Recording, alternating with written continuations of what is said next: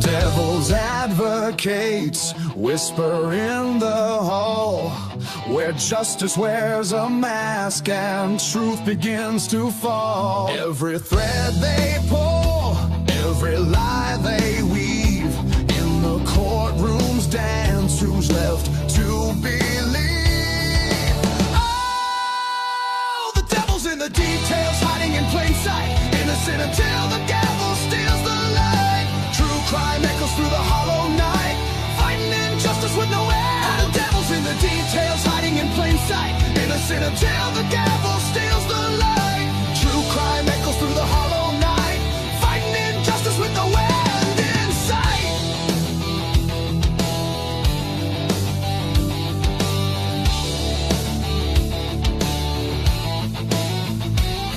A photograph fades where the truth once stood. Blurred lines between the bad and the good. The scales they tilt with every silver tongue, while the broken cry for a song unsung. Black robes sway like shadows on the wall. One wrong word and the mighty fall. Who's a sinner? Who's a saint? The jury's out, but the verdict's faint. Oh, the devil's in the details, hiding in plain sight, innocent until the gavel steals the light. True crime echoes through the hollow night, fighting injustice with no end. The devil's in the details, hiding in plain sight, innocent until the gavel steals the light. True crime echoes through the hollow night, fighting injustice with no end in sight.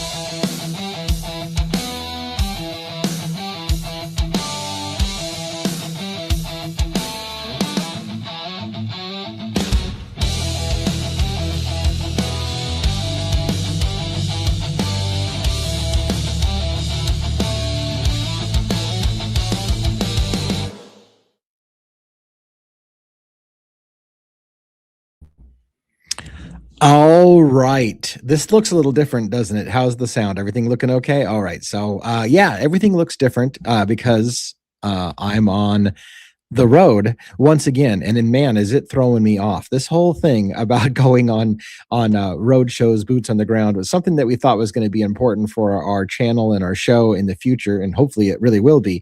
But it throws me off because I'm hearing people saying, hey, what happened to your long form videos, and what happened to this, and what happened to that? And I'm not in any kind of routine, because when you're out on the road and you've got flights and layovers and all of this stuff, it completely screws with a person who's a routine kind of person like myself.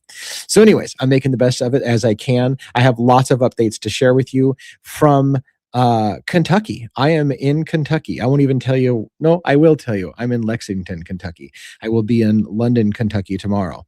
I have been all over Kentucky in various places for various different reasons. And I'll tell you a little bit about that as we get into it. Having said that, I'll probably let a lot of my panelists lead the discussion. That'll be something new for them, right? If I just shut the hell up and let them talk a little bit more.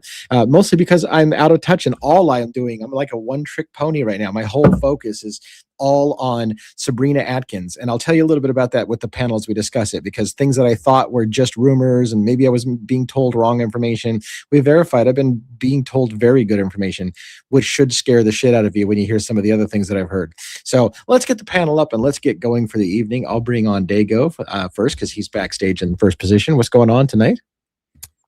Whoa. Forget about it. How you doing there, boss man? How's everything going? I'm doing good. I'm doing great. It took me a full day to recover from the flight. I had really horrible flights, and I was dead exhausted. And like I said on a video, I did some member-only content. I actually nodded off while driving one time, and I started to dream, and I was like, "Oh my god! Like I could have just killed somebody." Don't it do was that. bad. No, not good at all. So I knew when I saw that we talked about that with the amount of time you had for your layover. I'm like, oh Jesus, that's gonna cause some lag for sure. I thought I was going to be able to sleep on the plane. It did not work out so well. I mean, I think I did sleep, but it was not quality sleep in the slightest. Sure. So Get so that. what about you? What'd you do today? What I heard some you had some I had blog. a really good show, in my opinion. I had a great show today. It was kind of educational. We looked into the Idaho 4, of course. We looked into the prosecutorial misconduct on behalf of Bill Thompson and his team. Found a Brady list that's out there that has, and I'm going to be going back into that too, how many people that are in that area are on that Brady list that should not have probably been investigating this case. I'm looking into that now, so on and so forth and stuff like that. So it was very educational. Kim joined me from Typically Unique again, and we broke down quite a bit of stuff and brought up some facts that we've all seen in this case with Bill Thompson. So very interesting. Very interesting. Yeah. And I'm looking forward to, maybe we can talk about that as a little bit of a panel tonight. By the way, is it just me or it kind of sounds like you're kind of like gurgling something a little bit? I was like, is that a warble in your voice or am I just like insane? Gurgle. Yeah, I think Robin hears it too. I was hearing it a little bit too. It was really strange. Oh, I know what happened. I hit a button and it took me into my, Jesus Christ. Is that better? Yeah, I almost went straight up high school gutter and said you sounded like a something guzzling whatever, and I just went no. Yeah, it was my auto tune. I hit an auto tune button on accident, so hopefully that's better. I'm just gonna let that go. Let's get on that note, and I probably shouldn't bring her up next, but we're gonna bring Logan up next. Hey, how you doing? Logan. Good. How are you guys? Living the dream. Do I sound like I'm underwater or just Dago? You do not. Just Dago, and I think he fixed it. He likes to play with that mixer board, and he does some weird things with his voices. So I think I'm definitely good now. I think we're in the right path going forward. I think we got this underwater gurgling, whatever guzzling thing we're talking about. That's beautiful. So, what is the highlight of your day today, or do you have any highlights? Oh, just working my behind away. We did a live today, not that long ago, and just had to dispel some rumors and things that were not true, and then just some ideas and stuff. So kind of waiting for some documents to drop and some filings to happen and stuff. So yeah. When you say dispelling rumors for on your personal case or on one of the cases you're following, like on the Idaho 4 case? On Idaho. Yeah. Some people that are making videos that are not telling truthful things, but they're stating them like fact. And, it's hard because people are out here believing the stuff, and you don't blame them because they say one truthful thing. And then, sometimes you don't know what to believe. So it's hard. Yep. And I don't want to be the person to have to do that, but I just don't want, especially people over here, to be hanging on to lies. There's too many people confused already, Logan. And that's what we're trying to avoid is more. So yeah, and it's funny. I got attacked today, and I took it personally, and I shouldn't have.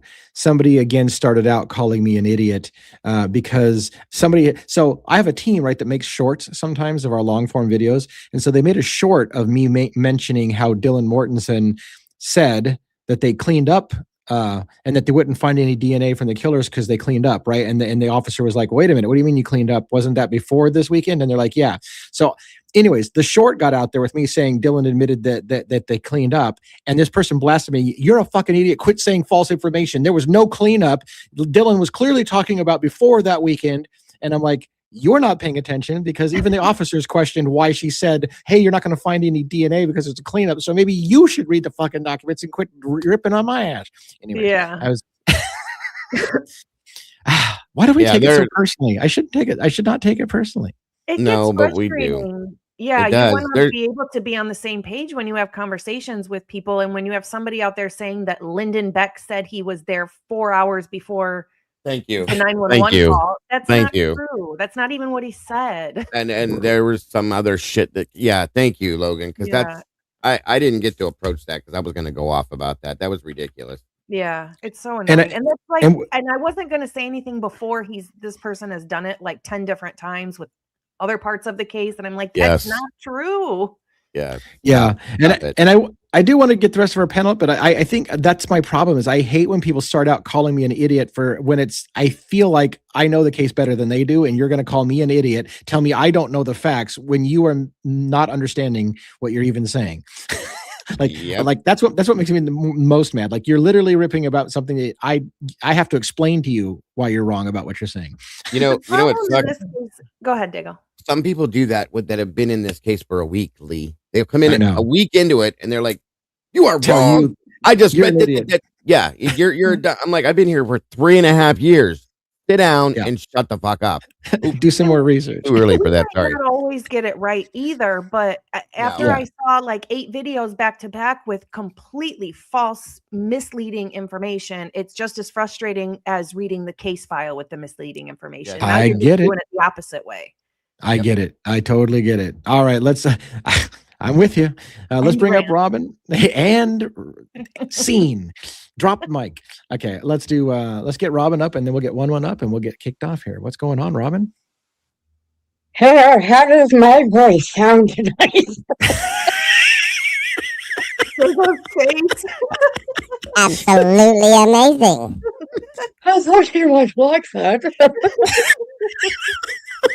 You don't even need a mic. Sorry, I couldn't help it. I'm listening to Dago back there, and he's like, "Hello." Wow. Yeah, Oh, now I you didn't just now StreamYard just muted her again. They just punished her for trying to be funny. Oh my god. I forgot What I had that- auto tune on this, and I don't. We want gotta- it to ever come out. I'm having a hard time, Robin, to get your sound back. What the hell with StreamYard? They hate you. They hate you with a passion. I know, and I don't know why. I never did anything to StreamYard. I don't know. Is it an old Well, thing anyway. from back in the day, Robin? Did you and StreamYard have it out back in? school or That's what it something? is. Yeah. Maybe an Crossed old- them Yeah. a long time ago. Yeah, Yeah. it's an old grudge coming back to. Might be. Must have. Might be. Some kind All of right. old grudge. I don't know. We do need to get one up here to say his monologue. Is there anything you want to share with us as a for your highlights of your day or anything like that? Are you holding down the fort for me while I'm out of town? Yes, sir. I'm doing my best. Nice. All right. Well, let's bring up one. Maybe I tried to add him and then it just. Insane. What's There we going go. on, sir? Everyone needs to know their role and shut their mouths. Yes. I feel so jealous that everybody gets to do that voice and I don't get to. Me and Dago are taking over. Well, what's the highlight of your day today? So my captain's classes started. Nice. Interesting stuff. So we already lost one person. They Oh, like They somebody who they got gave up. promoted decided they said no, I'm out. yeah, they already gave up. So we went down to 10 to 9, and tomorrow we actually have a meeting to go.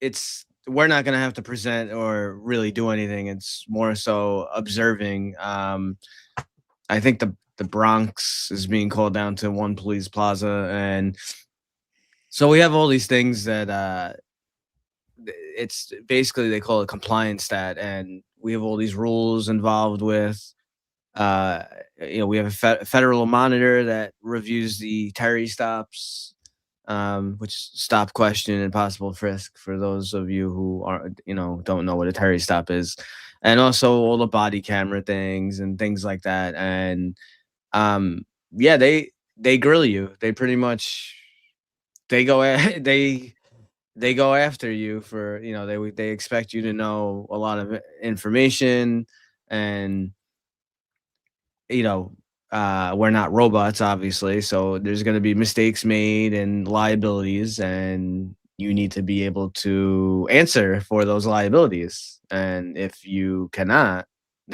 they have no problem embarrassing you. And and that's some people cannot handle that stress, I guess. So I mean, I've been to some of these meetings and stuff. Some of them can be pretty brutal sometimes, but the former positions and stuff that I have had as a lieutenant involved helping the captain prepare for some of these meetings and stuff. So I know what's involved with some of the research and things there, but there's a strong possibility after tomorrow another 1 or 2 people may decide to give up their position. So What happens to those Interesting. people? Do they go back to their old spot? Well, or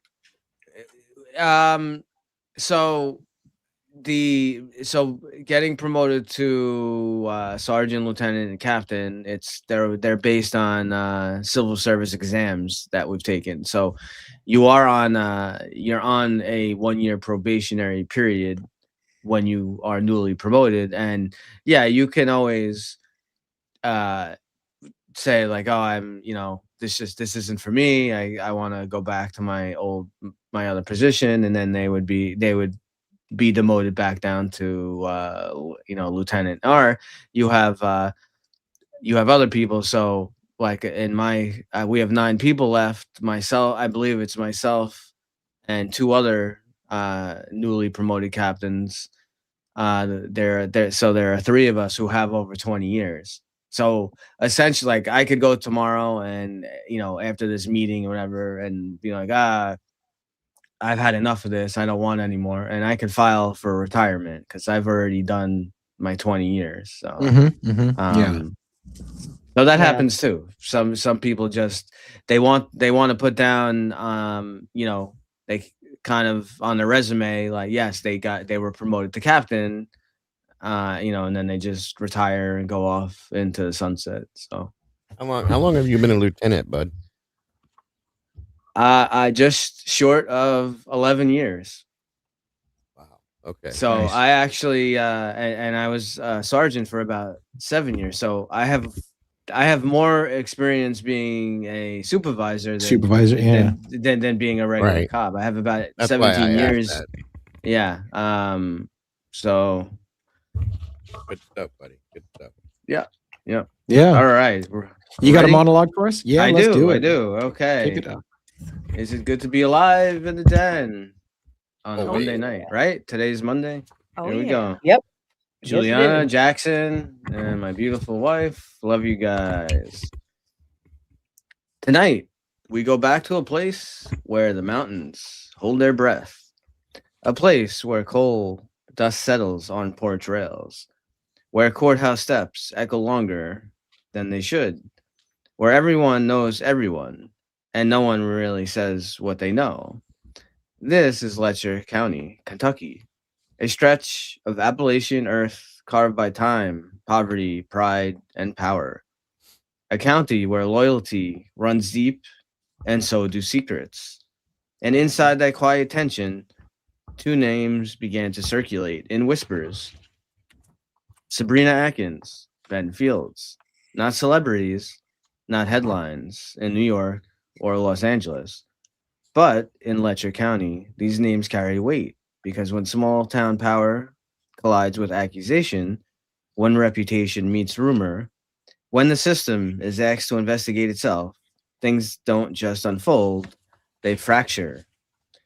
Tonight on Devil's Advocates, we're not here to tell you what to think, we're here to walk you through the fog.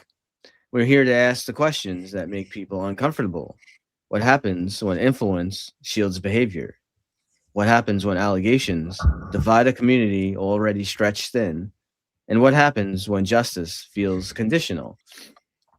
Letcher County is not just a backdrop, it's a character. It is a character in this story. The courthouse, the school hallways, the parking lots where conversations stop when someone walks by, the Facebook threads that burn hot and disappear. And in the center of it all, Sabrina Atkins, Ben Fields. 2 people, 2 narratives, 1 community forced to pick sides. But here's the thing about small towns. They don't forget. They absorb. They bury. They protect. And sometimes they explode. Tonight, we slow it down. We examine timelines. We separate accusation from evidence. We look at who benefits. We look at who loses. And we ask the question no one wants to ask out loud.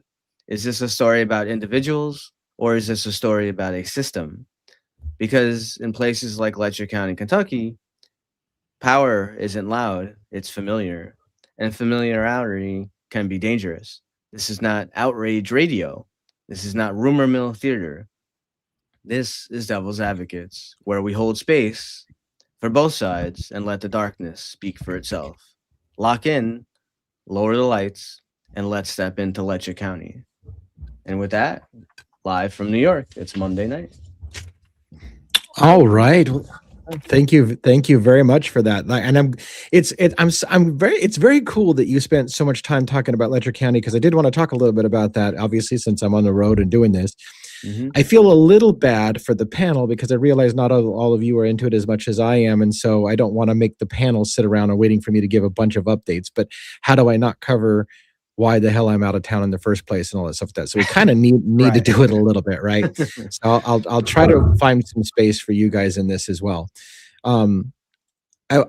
By the way, before we get too far, there's been an individual a couple of nights in a row have said in the chat that she would like to meet me in London, Kentucky, I think at the courthouse.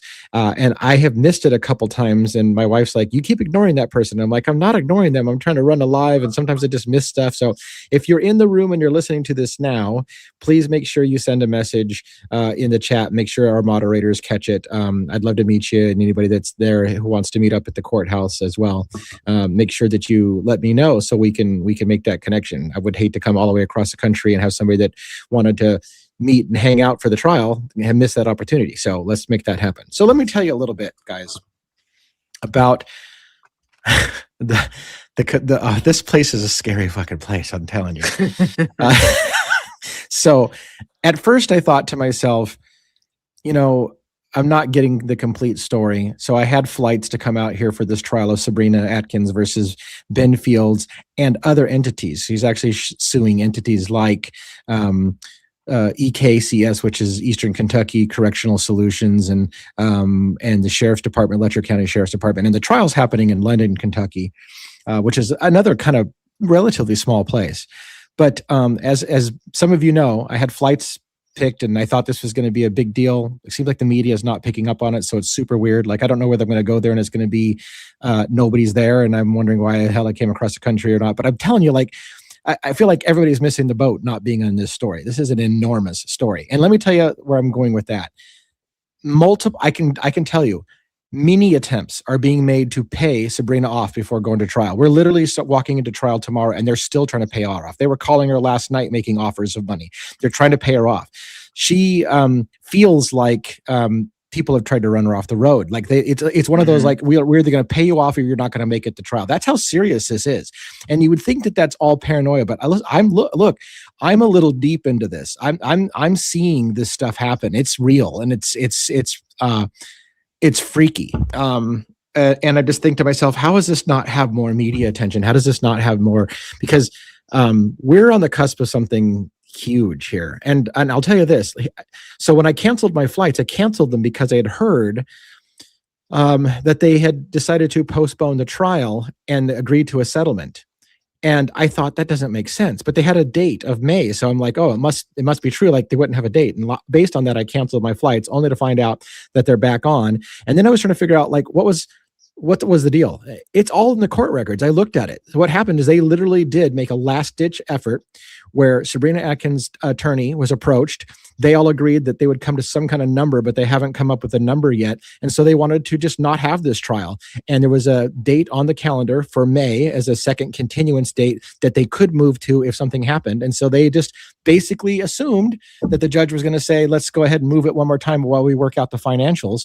And the judge basically told them to go pack sand. Like, everybody's literally a day away from the court. We're not going to schedule again. You told me multiple times that you guys were ready to go. You don't just get to come to me the day before trial and say, hey, let's move it to May and we're going to work out a dollar amount. He basically told them to go pack sand and quit being disrespectful to the court. We're going to show up and you're going to present your case. So that all happened, and it's in the court record. And I was like stunned to see that. Again, payments are being offered. She's turning them down. And here we go. And I'm a little bit nervous for what's going to happen. It's just, yeah. I have a question for you. Yeah, please do. Because I know we approached this part of this conversation once before, and I've covered Letcher County up to when it got into this. Okay, everything else. So most of my community knows about most of it. And we did bring up the fact that will they accept payoffs in this? Do you think at this point she will? And where do you think she'll pick it up and say, okay, I think I'm going to take this and be done with this? Just curiously. Yeah, no, it's a great question, and I'm gonna couch it the same way I've been telling the locals here. I said, and I was on with the defense rest today, and I said the same thing on that show. Mm-hmm. I can't blame Sabrina Right. for life-changing money. If they come to her and she's living very poor or whatever, and they come with a number that literally changes her life and that of her children, how could she not do what's best for her and her children? Right? Of course. But that payment is going to come with a shut the fuck up requirement, an NDA. Like you can't talk about how much money we paid you, and you can't talk about the details, which means the problem and the corruption in the county just gets paid and covered up. Yeah. And so on the one hand, there's no part of me whatsoever that could blame her for taking life-changing money if they offer it to her, and I kind of expect that to happen. I expect them to make an offer that's just too good to refuse, and I kind of expect her to take it. And I can't be angry with her. I'm there's a part of me that hopes that we get to see the corruption and it gets exposed, but that only happens if they don't find a number that's acceptable. And then here's the blunt thing, and I said this, and I hate to say it. At some point, it becomes a matter of math, right?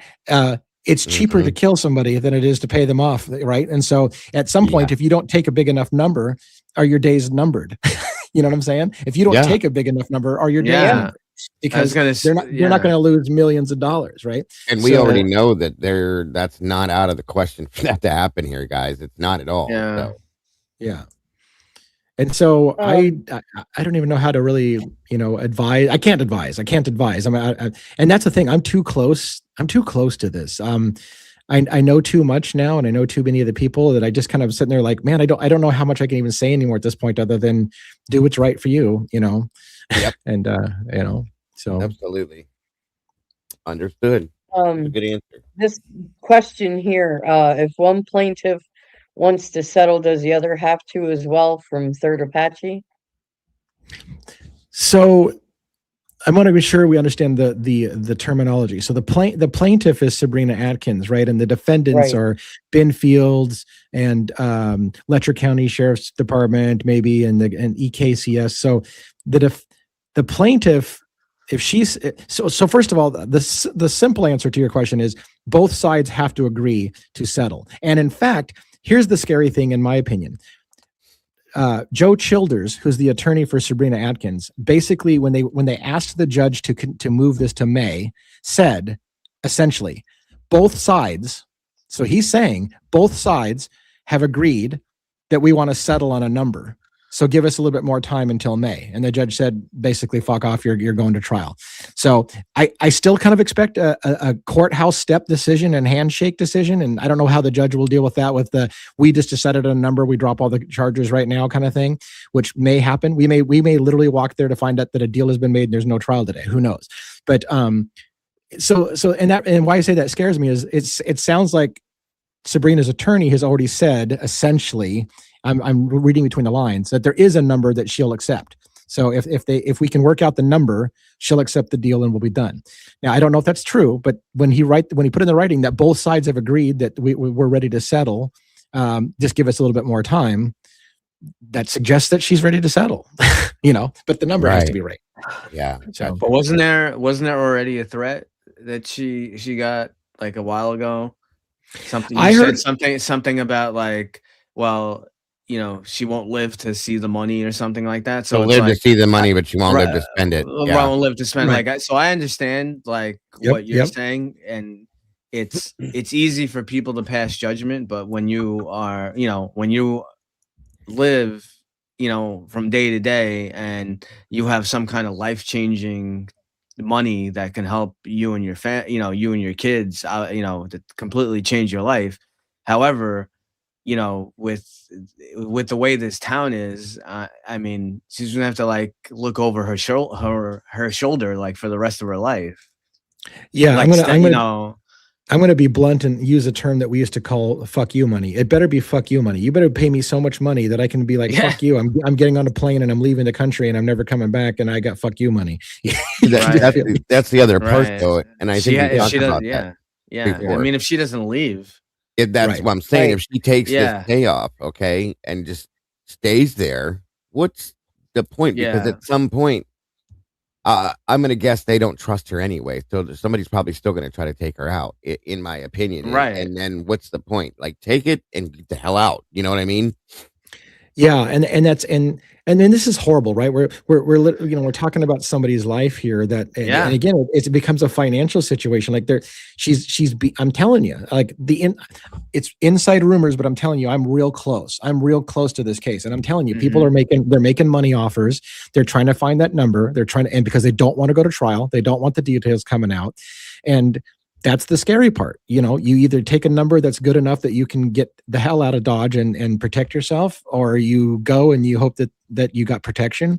But then the question is, are people protecting her? So, it's just, man, I wouldn't want to be in that's a big question, Lee, because you don't know who to trust. You can't really trust anybody from what we've learned. So at that point, what do you do? Okay. And here's the other thing. It's not going to stop the issue. The issue is going to continue to go on. You've shut your mouth. You've taken the money, whether you stay or go, the issue still continues to move forward just like it has for years. Yeah. So, yeah. I mean, and see, like taking a big payment, if you're not going to move out of the place, I mean, you and your kids, I mean, your life is at risk every second anyway. Yes, They're just like, so there's like no point of even taking the money if you're not going to leave. If she's not, I know it's hard to pick up and leave. And here's the bad part. Like I don't want to leave Logan and Robin out of this either. But here's the last kind of point that I want to make before I force them to say something. Say something. Say something. I was waiting for my time. I have some questions. Logan, go. I can hold my thought. Go.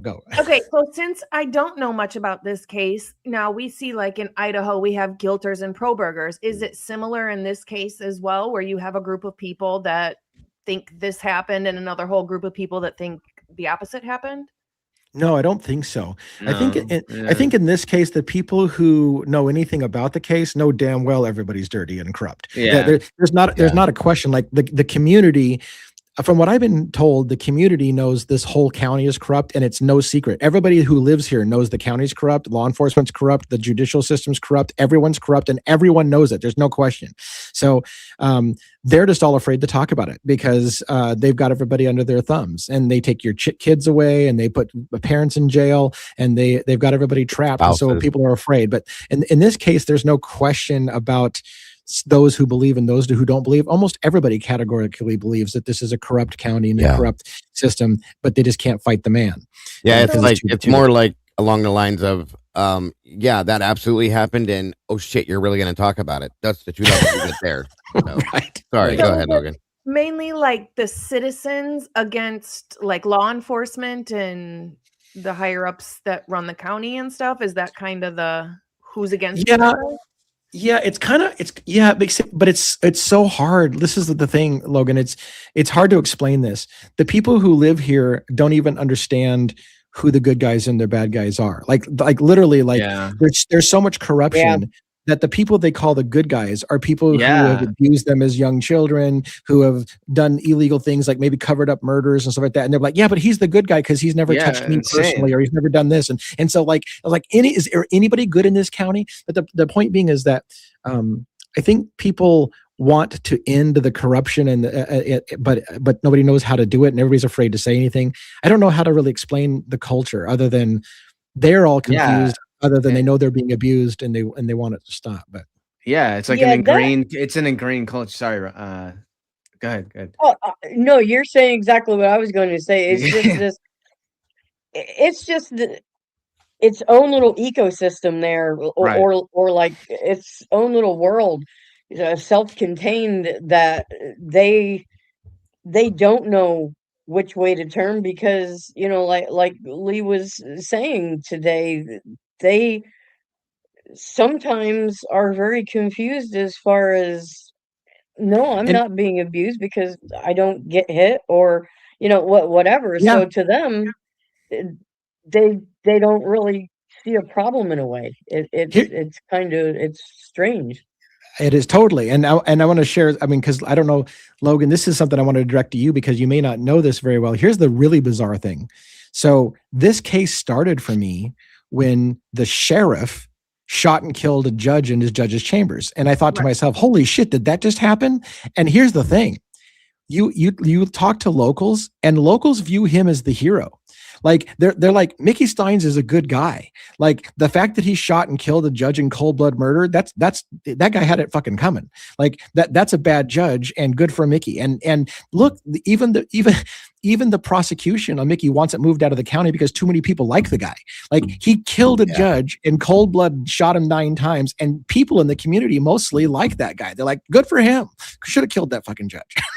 So it's a crazy situation. But at the same time, with what he just said, if you see this video that we've all seen and have gone back and rewatched after the fact, it's very odd, Logan, because there's no blood spatter. There's a lot of weird things with this. So it's something that you have to really focus and pay attention on when you see it, because now you're like, I think like what Lee said in the beginning, we were all just like, that really just happened, and it was recorded on video, so we all just frozen. Like we were like, wow, it just happened.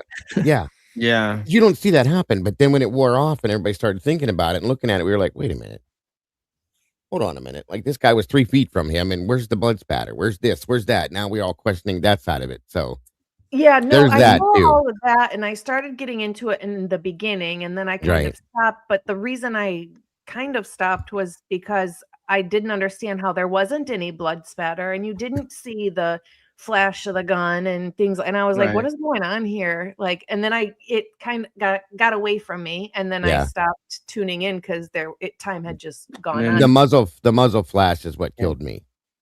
That's what the one that me. Logan, if you hear some of these women that tell their crazy stories, and not crazy that it's not believable, just crazy of that something like this can go on someplace that's not a movie or a TV show. Like this is real life. The Defense Rests had a show like a week or two ago, like a 5-hour show where a lot of them were telling their stories. And to Lee's point, like you hear these women explain, they're like, oh, and this guy, I'm just making up a name. Oh, this guy Bob, like, oh, he was a pretty good guy, he, as like what Dago was saying, like, oh, Robin, oh, this guy didn't hit me, he treated me right, but he kind of like, started dating me when I was 13, 14, like what?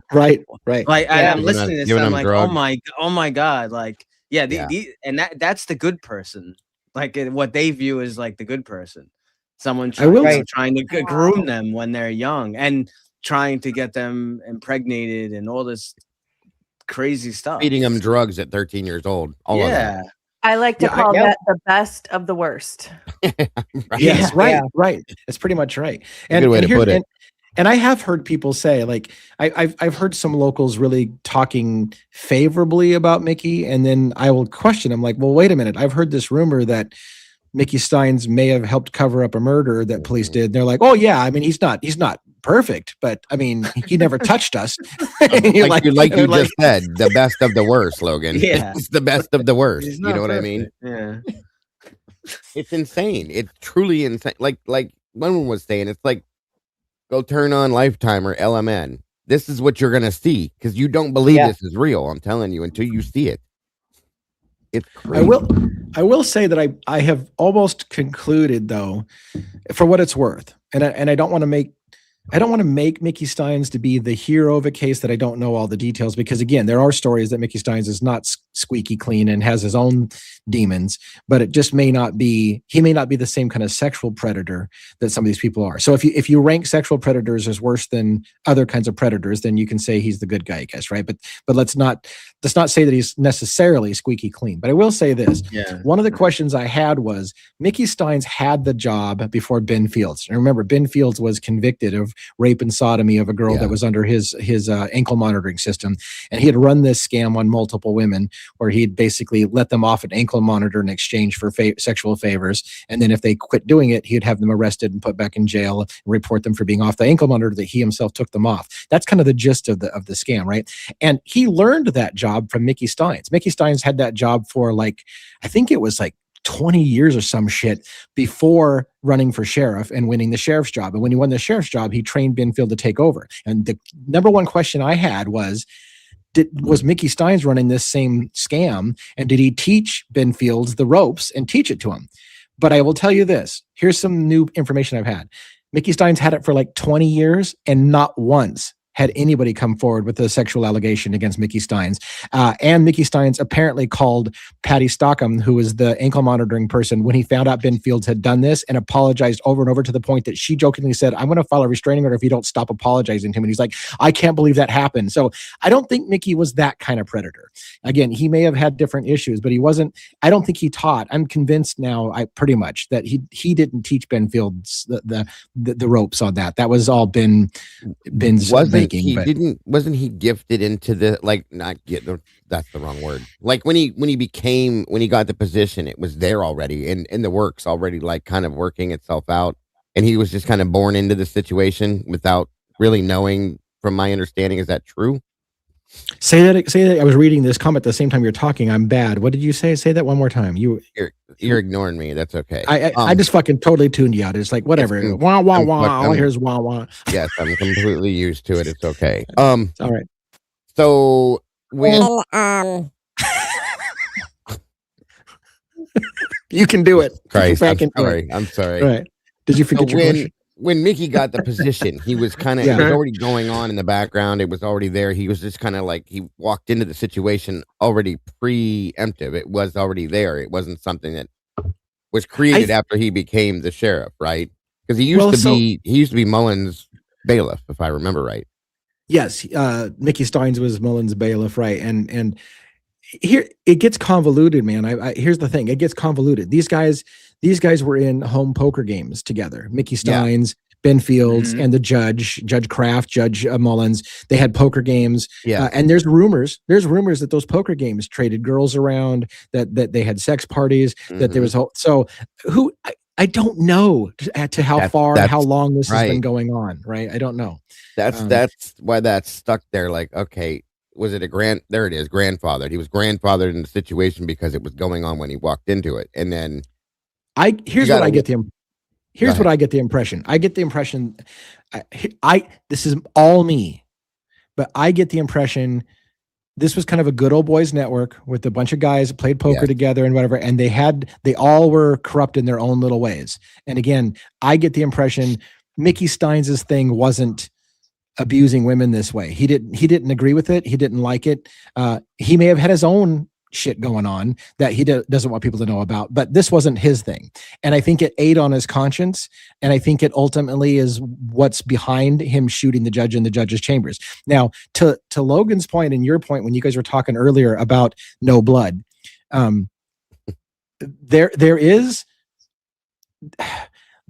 good evidence to suggest Mickey Stines, when he found out what Ben was doing and it bothered his conscience, he went to the Kentucky State Police to report it.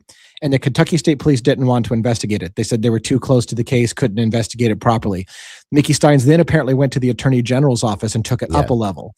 And that got the feds involved potentially. And if that happened, one might ask, how high does this corrupt county go? Does it go all the way up to governors or senators or congressmen or women?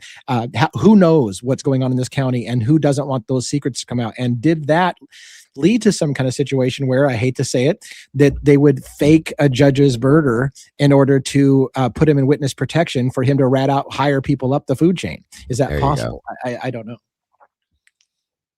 Absolutely interesting. Thank you, Christine. I'll be looking for it. No, that's a very interesting thought and theory on this. And it is all based on thought, alleged, speculation, because we don't know yet. But you definitely got to wonder. And if this was the case, this would be the perfect situation for something like that. Agreed. I'm gonna segue us to Idaho 4 in a second, but I want to just hit a few more things on Letcher County because I'm here, right? So I want to let people know a few things, and I want to segue with we need to be careful what we say. And I'm trying to remember was it Ashley Banfield? Somebody recently was threatened to be sued for a comment that she made it wasn't Idaho 4, it was in the Guthrie case, I think. Nancy, yeah. So we'll segue to that in a minute.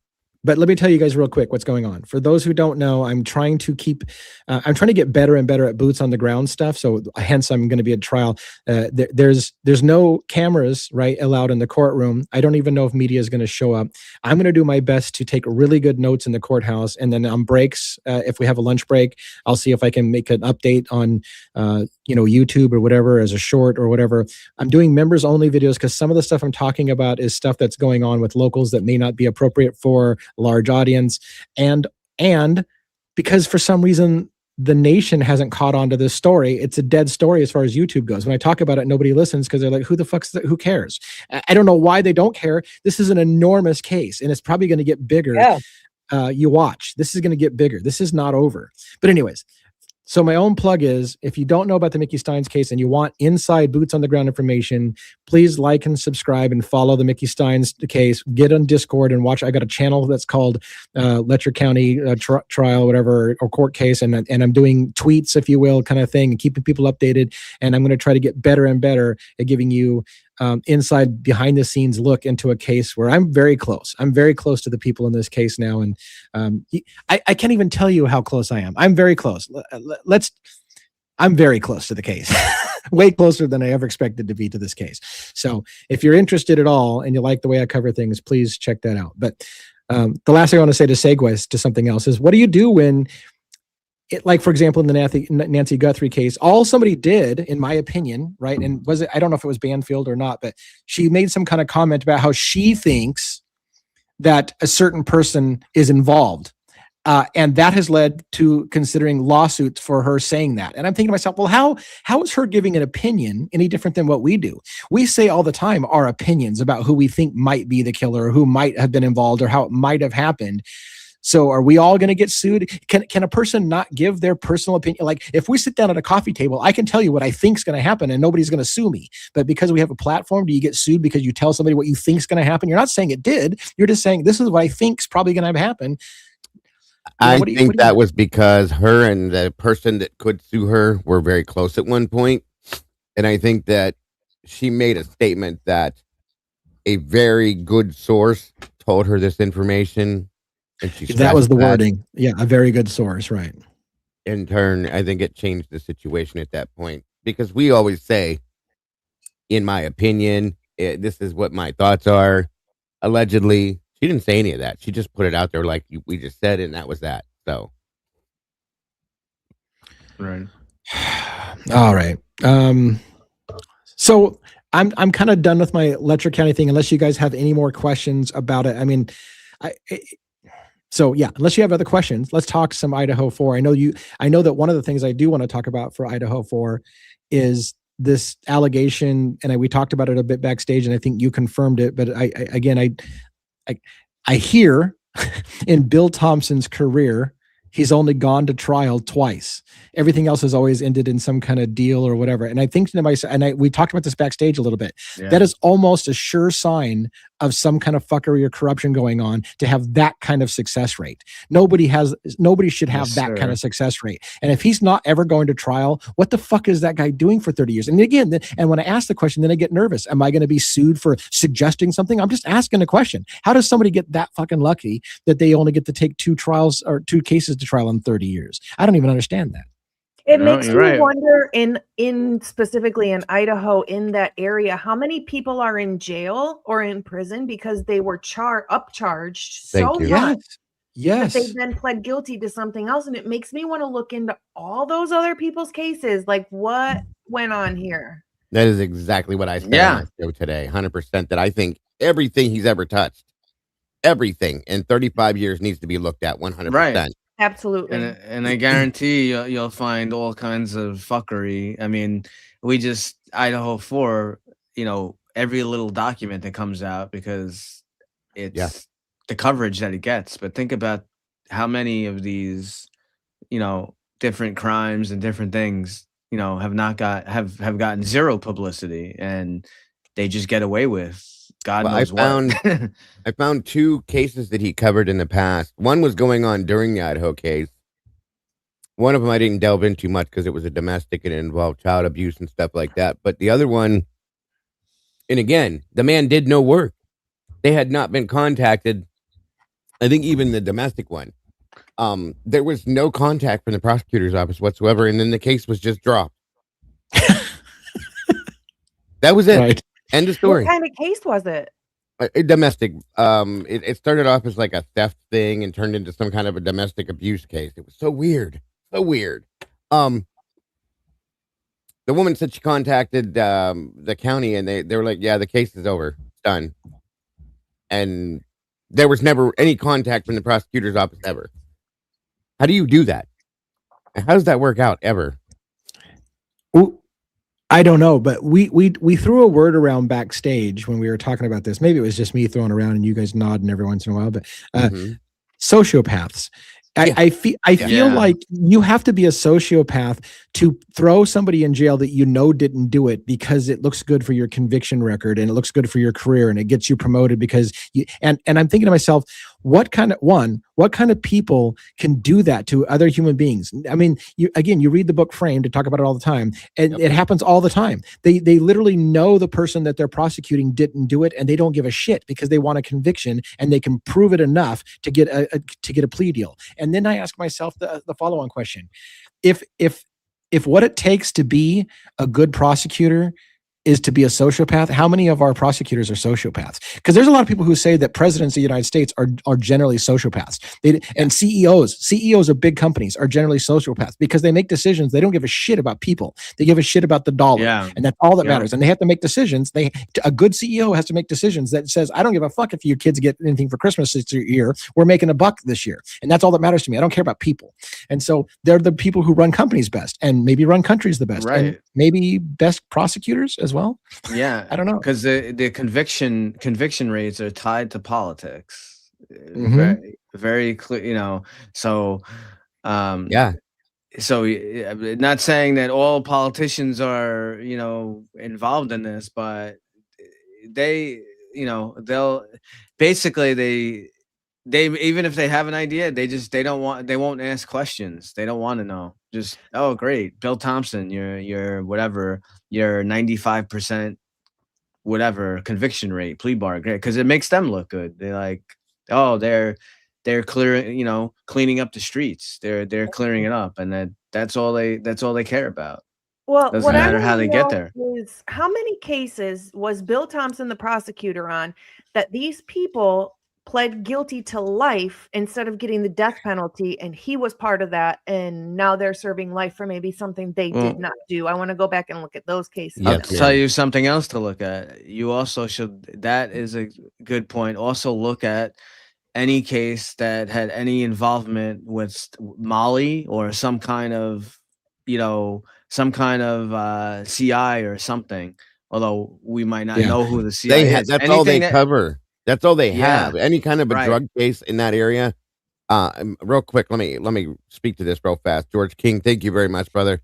Dropping 5 true crime memberships over here tonight. I appreciate you so very much. And it looks like Rare Zebra, Kenny B, Melissa Daly, River Birch Farm. It's weird. I think that's it. Stoned but not alone. Congrats, welcome to the sauce, all you guys, and thank you again very much, George. God bless. You're gonna have to show me sometime how you see who got the awarded memberships because I don't even know how to do that. That's very cool. But It just maybe- popped up in my my YouTube chat on my In the screen. chat. Yeah. Yeah, it just But pops up in the chat. But I do want to reiterate what you're all saying because I agree with you. It would I think it's worth our time to dig into Bill Thompson's entire case history. Now, here's the problem. I isolated a couple cases I already had problems with, which involved Bill Thompson and Moscow Police Department involving Molly. Right? We talked about Molly. Somebody mentioned Molly. Yes, and so I went. Yeah, I went. right. I went to the prosecutor's office asking for some information about that, and they basically told me all of that's attorney-client privilege. You can't ask me for anything. That was the response. And they said, if you disagree, take me to court. So I'm not going to get shit from Bill Thompson's office. So we got to find a way. And maybe you have to go to every single case and then go after the police records. But Bill Thompson's not going to cough up shit about his. He's going to hide behind attorney-client privilege, and I'm not allowed to talk to you about any of my cases. Right. But somehow, I feel like it's worth our time to look into the history because I'm telling you that trend means something. Yeah, and I guarantee yeah. you, there's a pattern. I would would bet money that you'll see a pattern. How many times, has he had Molly lie or someone similar to Molly like lie about something? Oh yeah, That's her just buddy. I need you to be a witness for me, and then I will get you a Yeah. lighter sentence for here or there. Right. Well, I'll Right. take care of you.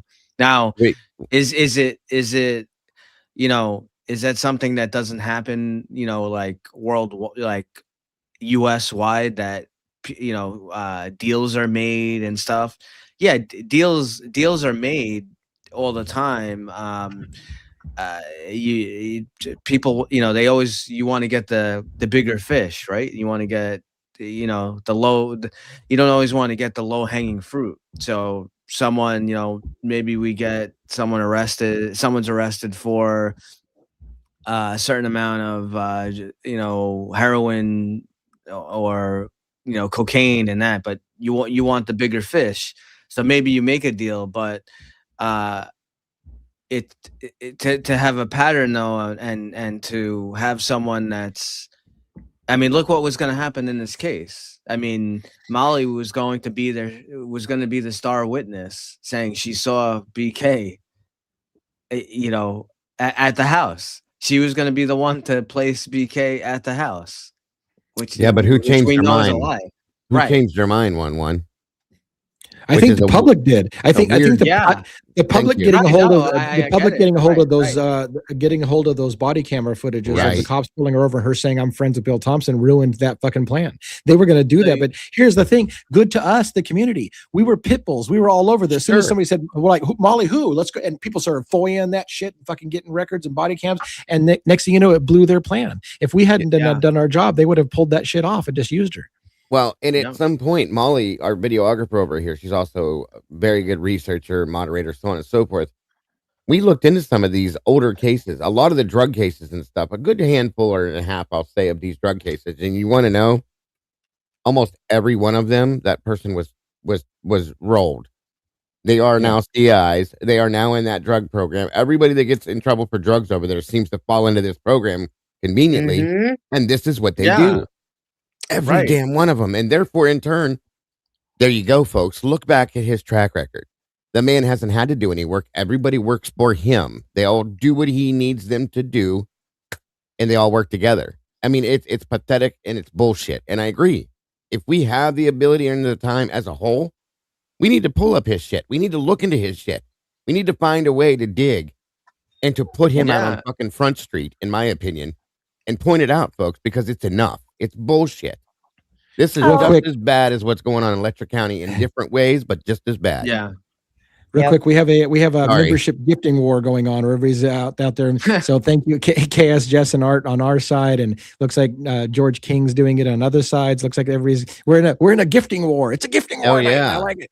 Thank you, job, George George. King. We appreciate you so much. We have Yeah. 5 new turtles. Thank you. There Thank you go. very I much, mean, look at that document that has to do with Farley. From what was it, 2019?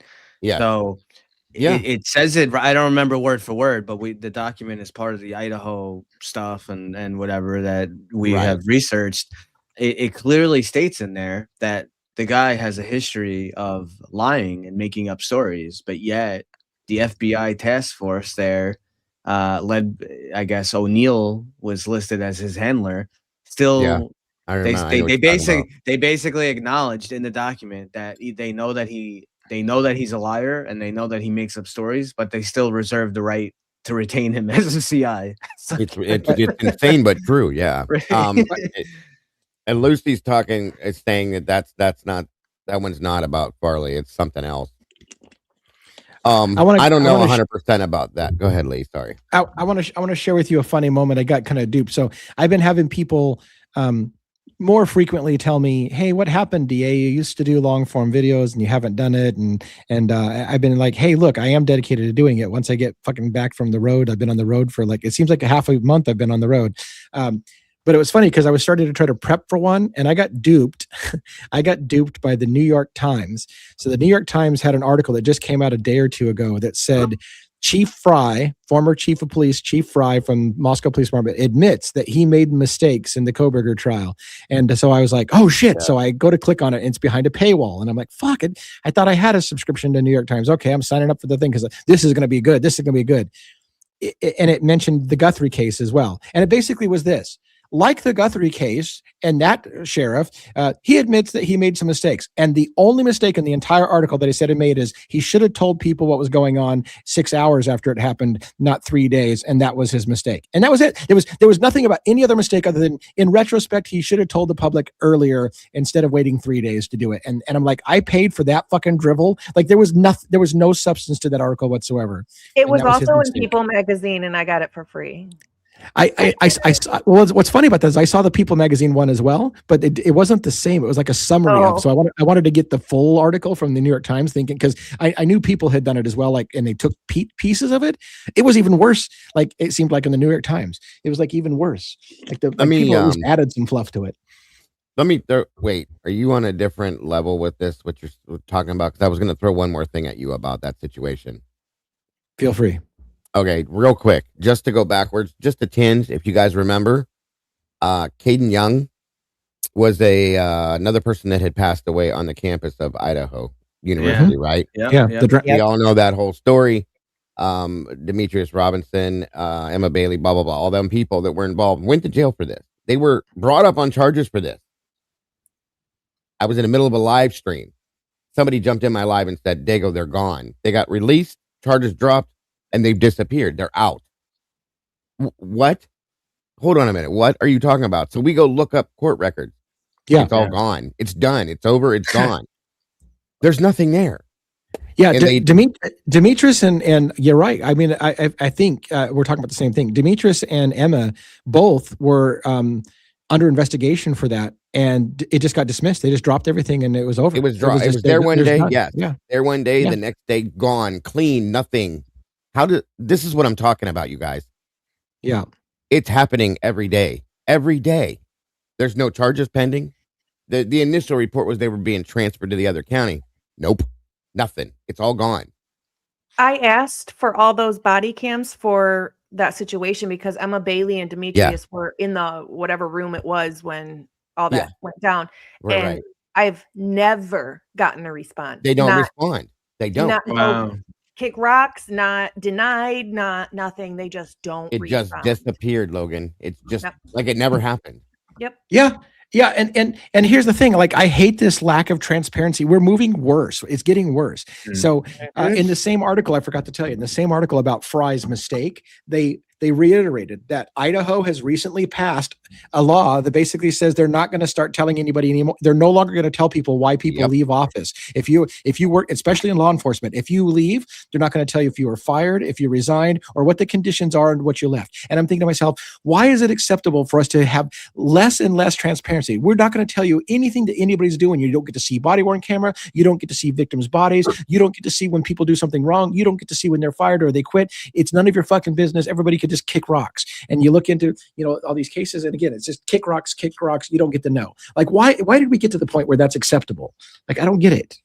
Because we have no choice, Lee. They don't give us any other option. They just shut it down and walk away. And when we're over here going, hey, what about, they're like, yeah, sorry. And they walk away from you and it's over. That's just what it is. Sorry for the gesture, but that's basically what it is, you guys. That's 100% what they do to you. I agree. They don't have to explain it to you. And that's what they're pointing out right here with this. Like, we're not going to tell you because we don't have to tell you. I reached out trying to get a FOIA on the court records for that mess with Robinson and Bailey. And there's no response. I didn't get anything. Like Logan said, I got no, we can't give you that. No, it's not your business. Kick rock. I didn't get anything. Just, it was dead silence. Nothing ever back from it. So I can't remember which letter it was, but one of the public records requests that I sent came back, and I basically countered it or appealed their response.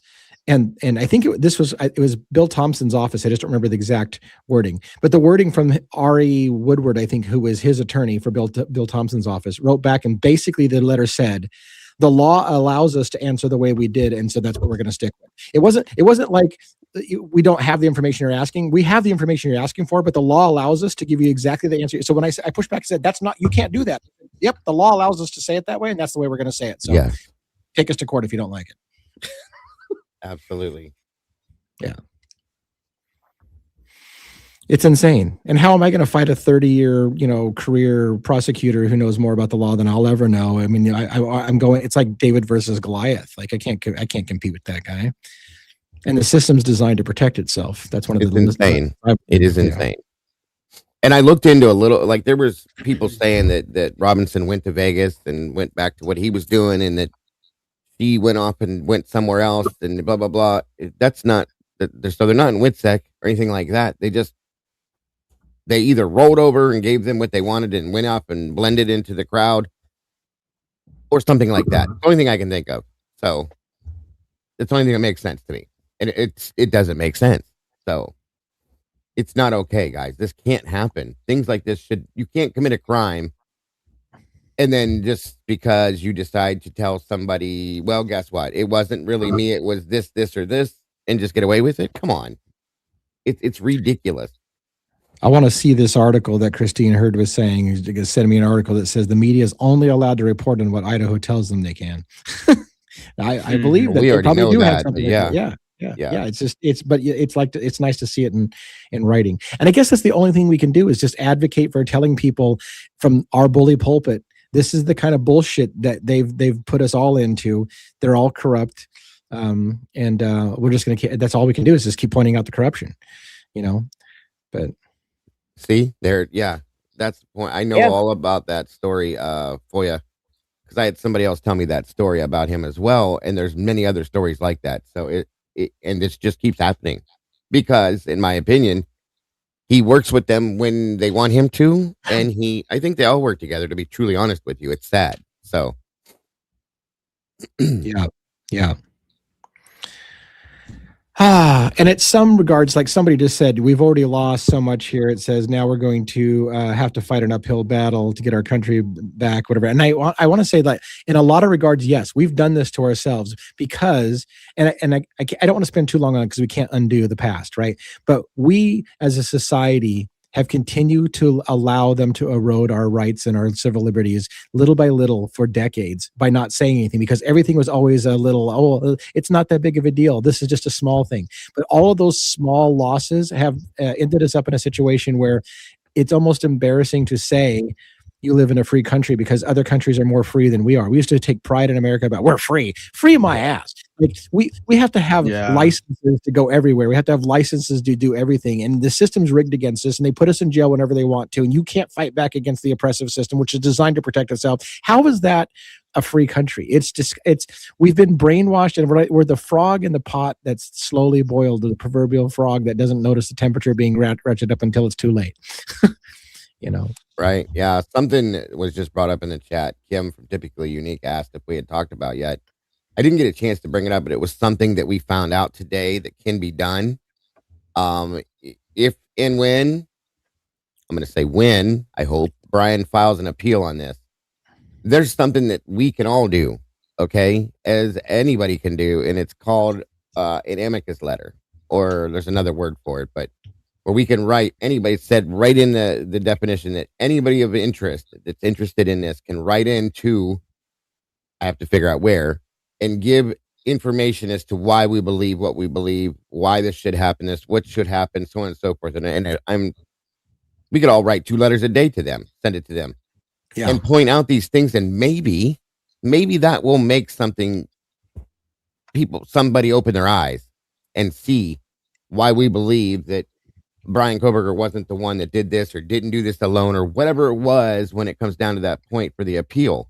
But it's something that is able to be done in support of his appeal to help that, to at least maybe get this brought back to the table to go back to trial like it should have in the first place. Yeah. Well, I mean, that's what it's called. Yeah. And right now we're doing what we can do, which is constantly keeping this in the forefront of discussion and making people ask questions. And we are having more people ask questions, which is good. So I want to really quick thank Jerry for the Cash App. I received it, and Bronx and I will go out for a good treat. Thank you very much. Appreciate you. Awesome. That's cool. Yeah, it's It's an uphill battle, but I feel like our mission here is to keep light on the thing. I mean, we use these high profile cases to educate people on the system. I don't know that we can fix the system, but if everybody becomes more aware of the system, then maybe next time somebody's passing a law, people will be like, "Hey, wait a minute, we know where that's going." Exactly. Maybe it'll start to eventually creep in, and we can start changing some things. But Has anybody, Yeah. by the way, Well- speaking of laws, has any of you guys have any of you guys, I'm sorry, seen any updates on that whatever that law was that Olivia Stevenson is trying to support to get passed? Has anybody seen anything new with that at all? the one where it says that No. people shouldn't be allowed to see crime scene photos or see Yeah. bodies. Yeah, I haven't seen any update on it. Okay, I was just No. curious. She didn't- just now. And I don't think she got, I thought she was going to get a ton of press for it. I don't think she got a ton of press for it. So Mm-mm. I suspect I think the law was passed or agreed upon or whatever very, very readily, but it didn't seem to get a lot of press. So it's one of those, it almost feels like it's one of those quiet things that happened. And someday we're going to find out, hey, why the fuck can't we get this? Oh, well, you don't remember? Olivia Well, was Gonzalez it filed this actually law. passed? That's what my question was, or was it just still being? I think it was unanimously supported. So maybe it hasn't reached the Okay. ballot yet. Like it hasn't been put on the Got it. ballot, I don't think. But I think they agreed that they're going to put it on the ballot or something to that effect. So I think it's still maybe early, but Yeah, okay, gotcha. Something just flipped that switch to remind me of that, so that's why I was asking. Thank you, guys.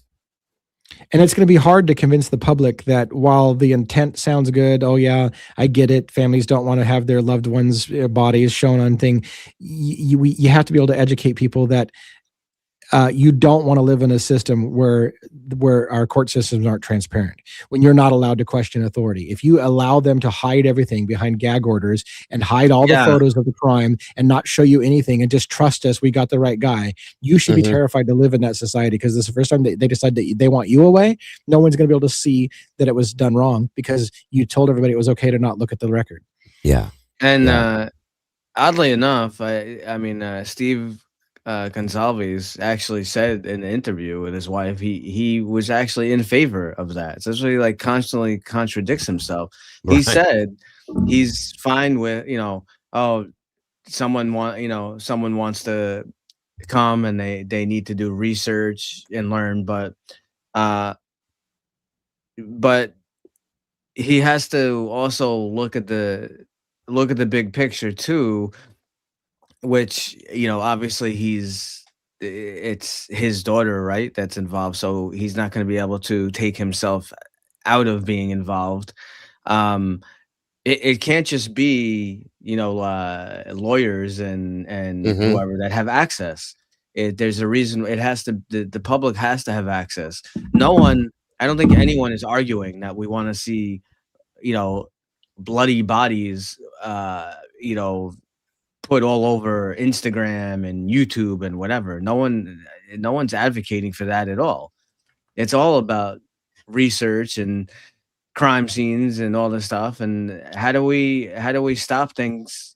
How would we stop a Manson or any of these people? We have to study the crime scene. We have to study behavior, study patterns. How do we study the pattern? How do we if we can't see the crime, what was done? That's we have to be able to do it. It can't just be the forensic specialists get to see it. No, No. And something else I was wondering about, regarding that. I mean, people that are going to school for these professions, they have to be able to study crime scene photographs. I mean, if you're going to start introducing legislation that way, I mean, who's going to monitor that kind of thing? I mean, this is where this is such a slippery slope, and yes, we absolutely. can't just sit by. I mean, because if you want, I mean, there's problems now with investigating the crime scenes. People that Yes. don't know how to properly do it, and so now you're going to limit their exposure to show them blood patterns and so forth and so on. So that's People not- need to understand it's how not good, dangerous it is to you know. go this route. Yeah. it's Right. super dangerous. And By then the way- along with that, just like on a side note, which is also a big problem, and yeah, there's been some stuff here or there that's happened. This like never-ending gag order on cases shouldn't have this kind of gag order. You No. know, where I mean, the guy, Yeah, 99 years. your main suspect, Right. he pled guilty, and we still have years go by, time goes by, and we still have stuff gagged, hidden. This is like ridiculous. I have to interrupt this program to tell you something very diplomatic, but I've got inside news again. They are continuing to make offers. They just made another offer, and it's up to Sabrina Atkins to settle. They are trying to settle this fucking thing before trial tomorrow morning. They just made a number so good. I think she's considering it. So they're going to fucking pay her off. They're going to pay her off. I may have no fucking trial to go to tomorrow because they may fucking pay her off tonight. They're up in the money as we fucking speak from insider information. You can't tell us the exact amount, but like, what realm is it in, Lee? How high up is it? If you can tell us that. I want to believe a number I heard on the original request was somewhere around 1.5 million. And the initial offers that came in were pathetically less shy of that. So relatively speaking, even that number is not high for the kind of case this is. No. But Right. I feel like the numbers that are being tossed are getting more up to the number that they would lose if they go to court. But again, they don't want to go to court. So they'd rather pay, let's say that's a hypothetical number, $1.5 million. They'd rather pay $1.5 million and not go to trial than pay $1.5 million in a settlement or Sure. in a trial. Right. So they're trying to find a number probably that makes everybody happy. And it's sickening to watch from this side of it. Right. Because damn well they're going to try to find a number that she can't refuse. It's let me make you an offer you can't refuse. So, and then when that happens again, she's going to take that. She's going to be forced to sign an NDA. Period. Yeah. In end of story. This is gone. It's bye. Right. It disappears. Right. It never happened. Never. And moving on, unless somebody else goes to court over this. But what's going to happen if she takes the payoff? Look at the outside. Look in from the outside of the other people that were involved in the situation. Now, what are they going to feel? Right. And you have to start to ask yourself the chain reaction effect. So let's think of all the other people who know information, and they're thinking, well, shit, she just got a payday. I want my payday now. So they're going to come forward and they're going to say they have a case and they're going to look for their payday. But here's the thing. Somebody's going to start doing math equations and go, I'm not fucking paying all these people that kind of money. Some people are just going to have some accidents. So exactly. Again, if they keep covering this shit up because they either pay it off or you die. And let me tell you, people have already died in this case. Jennifer Hill, I don't believe it was an accident. They say that she overdosed. I don't fucking believe she overdosed. She had critical information, including I think she had a sex tape, and she said she had it, and she ended up just dying. They just, you know what? She's a drug addict. She fucking overdosed. Big deal. It happens. Druggies do that kind of thing. Come on, man. Use your sense. These people are being murdered and paid off right in front of everybody, and the fucking nation is largely ignoring it. Like, this is disgusting to watch from the outside. The way they're dying is very, very, very scary in some aspects too. She was bringing groceries in and dropped dead. We know what that's from. The woman with the dogs, that's insanely disgusting and ignorant, but that's horrible. Scary shit, guys. Scary. Yeah. Thank you, You're Enough, for the 5 new turtles, 5 new memberships. That's really, really sweet. Thank you. And this will just disappear, go cold, and it never happened, you guys, and just keep going on as it has for 30, 40 years or longer, however it's been going. Yeah. That's what makes me sick to my stomach about this. Well, I just hope that if she were to take a payoff, honestly, she has enough sense to get the hell out of Letcher County, to get the hell out of Kentucky for that matter, okay? And a lot of these people have roots here. This is what I worry about with this. If you are to take this to shut down whatever it is, leave. Like we were saying earlier, but a lot of people have roots in this area. Their families, their mothers, their brothers, their sisters, their kids, they're here. So a lot of people don't want to leave because of that. That's where the problem's going to lie. So it's just going to have to be a wait and see what happens, Yeah, but you have to. I mean, I don't think staying isn't an option. It shouldn't be. It should, they could offer you $50 million. It doesn't mean anything, Yeah. I just saw the face you made, Lee. So yeah. It's aggravating. I'm like I said, I've got ears now in places and stuff like that. So it's aggravating me seeing what's happening behind the scenes. And I mean, and again, let me get this straight. Like I don't want anybody to think I'm being a little petty ass, but yeah, I flew across the fucking country to cover this thing and to try to shed light on the corruption in this county because I believe it needs to stop, right? Yeah. But I can't do anything if somebody gets life-changing money and decides that you know what, I'm taken care of. So, it's like, what, and I can't blame them. Like I can't. Right. So I'm here watching this whole fucking trial just get hushed maybe right in front of me as I'm sitting here going, I literally don't know if I'm going to be going in a courtroom tomorrow or fucking trying to get my next flight back and saying, well, that was fun. And it tells you that this kind of a thing, you guys, is kind of scary because it tells you at the very least, how often does this happen? Oh, I know. That's what I'm saying. Like this kind of stuff, I'm here seeing it happen in real time, but I bet you this happens every day in America and we just don't realize how often every day this is happening. Yeah. Absolutely. That's all it takes, guys. This world runs on money. People run on money. Here's $1 million. You just watched me murder somebody, but here's $1 million. Enjoy your life. I can head over to Nashville, Tennessee. Someone said, and there's something to do over there, so I can. There you go.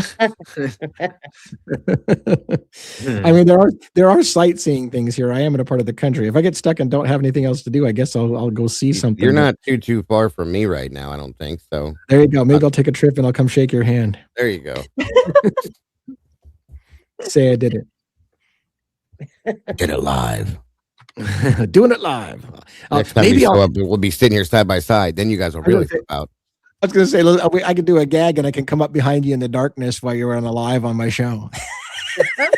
That I don't know that I would do because of what usually sits next to me. And I don't think you want to scare me that way, but give me a little hint at least. I would do it with your agreement. There you go. There you go. That's better. Yeah. And get shot or eaten by a dog or something, 100%. Yes. Yeah. That's some sick shit. So I guess, guys, how weird is it that I've got, I'm here boots on the ground and I may walk back with nothing. Like literally, here's something I don't know if I talked about it on my members only live a little bit, but I came here and I had a group of interviews set up, and when I showed up with lights, camera, and action, they all backed out. Because they all had people in their life who said, you're not talking to that guy. And so people who wanted to talk were told, don't talk to me. And they all backed out. So I got here on day one, a day early to get interviews. That didn't happen because everybody was told not to talk to me. So now I'm waiting for a trial to happen tomorrow. And literally, I think they're buying her off right now as we speak. So there'll be no trial. And I'm like, what the hell did I accomplish? Were these interviews on top of the other, these are newer things as from the first time you were there? Yes. Okay. New stuff. Wow. Yeah, new stuff. Wow. That's unreal, bro. That's just, I mean, it's not because it's realistic. I get it, but it's still crazy. Jeez. Yeah. Well, I'm getting my popcorn out and just waiting to see the shit show. Yeah, you got till what time's it supposed to go to? What time's the court tomorrow?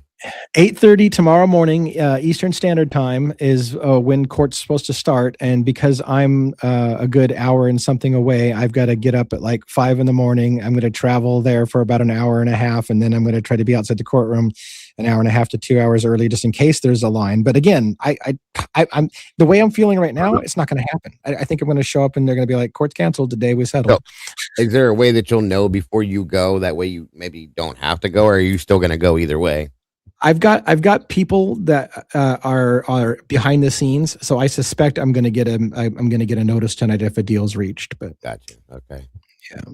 Well, at least that could save you a trip instead of having to go, for no reason if that's what you want. Is there a lunar eclipse coming up out here? Yeah, we have I think it's a full moon tonight, so that's probably not playing well into your plans either. So. Yeah.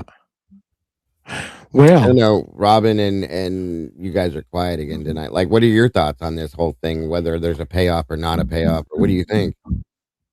I mean, I think that she would have to literally, as soon as she gets the money, she'd have to take off. Like, there's no way. Yeah. There's no way. Because otherwise, I mean, you know, what was it somebody said? You know, you might win, but you're not going to live to spend it. That's So, I mean, right, I mean, Robin. that kind of says it all right there. Does she have Lee? I'm sorry, Robin. I didn't mean to step on you. Does she have family, kids, anything like that, Lee, that you know of that would keep her here? Yes. Okay. Well, you two are right, 100%. Logan and Robin both. Like, that would be the only smart thing to do. Is just to get the hell out of Dodge. Here's the thing, though. I mean, in this day and age, 1.5 million, yeah, it's a lot, but okay, a lot of times, when you are in and out of, she was in jail and stuff before, right? Mm-hmm. When you're in and out of jail, a lot of times you don't own a home, you rent a home. You know, it's not like she'd be able to pay off a house somewhere, and she would still probably need to rent somewhere, and like little things like that. And the money would go fast, and then Yeah. she would Then when it's gone, what? And it's gone. Now she's Right. stuck somewhere. And getting a job would be hard for her. I mean, she's going to have to work at some point because of having a record. Yeah. You know, so it is a very, very difficult Lee situation. just got new information. Yeah, I'm getting shit coming in. It's fucking. I will tell you what I can, when I can tell you something. But yeah, I feel like I'm in the negotiations. We're in negotiations. It feels like, but wow, that's wild. It's wild. Wow. I mean, really, I'm not right. I'm not a decision maker in this at all. But I'm at least getting good stuff on people that know people who know people and are that I've learned who I can trust in the story. So yeah. Right. So what somebody here wants to take you out drinking. Yeah, I'm gonna need it. Yeah, I was gonna say you probably need it. Although I need to make sure I know who I'm drinking with, or I might not come back from Kentucky. That is true. That is true. Have them meet you in Tennessee. Do it that way. Tennessee whiskey. So what would the odds be that if this were to happen, Lee, you think would she give you an interview after the fact, do you think? Well, again, if they buy her off, it's gonna come with a no disclosure. She's not gonna be able to talk about how much money they paid her, and she's not gonna be able to talk about the story. There's no way they're not giving her. They're gonna give her money without strings attached to say you can't talk about this now. So I don't know what she could talk about. And if I did talk to her, it'd almost be a meaningless conversation because she won't be able to talk of anything of substance. That's a good. At best, what I'll be able to get is, hey, I had to do what was good for me. Have a nice life. Yeah, exactly. Have a nice life. Yeah. Yeah. And if I were her, I don't know that I would. So I've had conversations with her, and it wasn't even, at first I wasn't sure how comfortable I was. Like, okay, is it okay for me to talk to somebody who's literally going to be in court? I've had conversations with her, but at this point, I don't know if it's a good idea for her to have a conversation with me. I mean, right. If I were her, I don't know that I would trust me or trust anybody. I'd take the money and fucking run. Well, let's ask disappear. this question then, all the way around, if you guys don't mind. Based on what Sausage Biscuits just said, if she gets the F out of town, she'll live to spend it. So here's the next question. Do you guys, knowing what we know about this, do you trust that if she takes a payoff, signs an NDA, goes on about her life, even if she takes off, do you think they'll leave it alone? They'll leave her alone? Or do you think at some point, because I don't think they will, I don't think that they would trust in somebody that was already going to go to testify against this. That's just my opinion. I got a piece of inside information I want to share with you. Now I haven't vetted this, but I'm getting messages and stuff. I haven't vetted this, but somebody who's looking about what number she should take if she takes a number says that they've looked into Kentucky case law for examples, and typical sexual assaults by persons in authority usually net between $850,000 to $3.2 million. For settlements. So anyways, that's again, that doesn't tell you what she's being offered or whatever, but that's the I guess if someone were to educate themselves of what is a good number for me to take, that would be a ballpark where you start, right? Just shy of $1 million to $3.5 million. But I just said, for me, if I was in that, well, I don't know what her financial situation is, but if I was in my own financial situation that I'm in now, 1.5 million would not be worth it for me. They're dirt poor down there. I know. And see, and here's the other thing you need to factor in, and I don't know the numbers on this, but typically, now this is what I got educated from Ali Benevento, the criminal defense attorney from North Carolina that we befriended on here. I was asking her about who's paying for Sabrina's trial? Like who's paying for her attorney? If she doesn't have money, who's paying that attorney? That's typically done, I think it sounds like, on a contingency basis. Like the attorney takes it, but he doesn't make money unless she wins something or she gets a settlement. But a large part of the money she gets is going to go right to that attorney, right? Like, and you have to always factor that in. It's like, okay, you get this big number, but is she, for example, going to factor in how much that money goes away to the attorney to pay off his fees that he's going to charge her for what he's done for her, and then taxes are going to come into there, and so you think you got a big number, and you're like, oh, all of a sudden when I'm said and done, I got $50,000, and I don't get to tell my story.